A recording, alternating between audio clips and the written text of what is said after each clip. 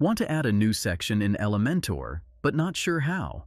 In this video, I'll show you exactly how to do it, step by step, so you can start building beautiful pages with ease using Elementor.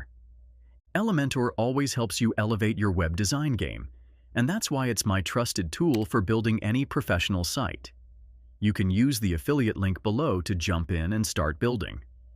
First, open your browser and head to the admin panel of your WordPress website.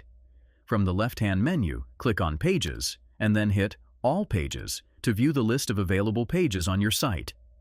Pick any page you want to work on. For example, I chose one named Example Page, and click on Edit with Elementor. Once the Elementor editor opens up, you'll see the structure of your page. To add a new section, simply click on the plus icon.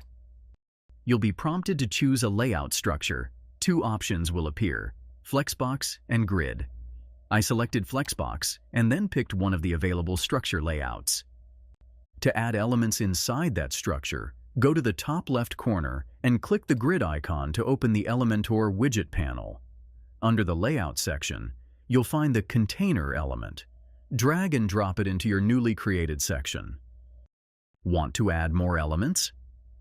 Click on the grid icon again, and this time drag a heading element into the container. As soon as you do that, it will prompt you to enter your heading text. You can repeat the same steps to add other elements, like the text editor, images, buttons, and more.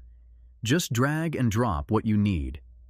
If you want to duplicate any section for quicker design, click on the section handle, that little blue rectangle at the top center of the section, then click on Duplicate.